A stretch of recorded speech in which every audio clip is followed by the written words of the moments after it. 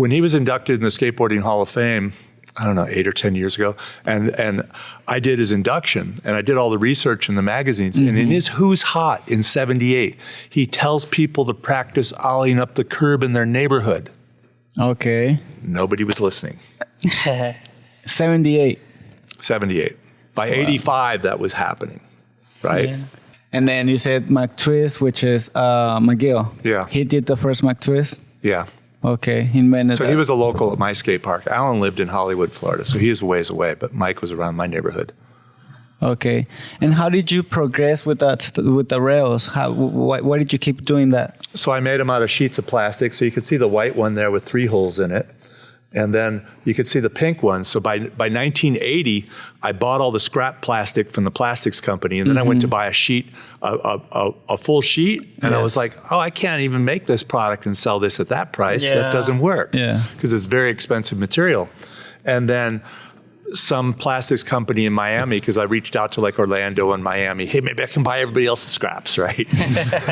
and this guy in Miami just says, hey, you're barking up the wrong tree. Call this guy and Bob Kelly, he's a plastic salesman, and he comes down to Florida and sells this kind of plastic to the phosphate industry. It's this tough, durable plastic. So the guy came on a sales trip and met me, and basically that became the first Type 1 rail. So now I didn't even have to make them anymore. Okay. All I had to do was package them, and he was making them. I didn't even make them anymore. And then if we look at the purple one, you can see it's wide with a lip. That's sort of 86. The black one's probably 88. The last one on the right, you don't see any bolt holes because there's a special fastener inside there. You put the fasteners on the board and slide the rail in and then tighten it down. So no bolt holes in the rail. Because the bolt holes are, energy always takes the path of least resistance. So that's where it's going to get, you're going to slide and it's going to get stuck in that spot. Okay. So pretty much you invented that. You were the one that... I can't say, I was in Florida doing my thing, right? You know, and people elsewhere were doing things. Okay. You know, so you don't really know where that parallel line really is, you know? It's clear that I took it to the place that it became standard. Okay. You know? And for me, doing business out of Florida was not standard. Everything was in California.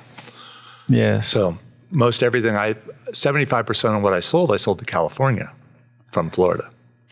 Wow. So I moved, right? and then eventually moved to California. Because you had to, or?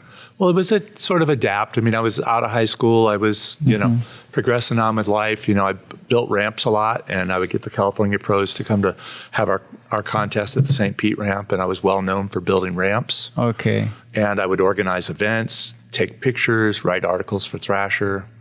You know, do whatever you had to do to keep your scene going, right? That's really what it was. It was your scene, you know? So we had this scene in Florida.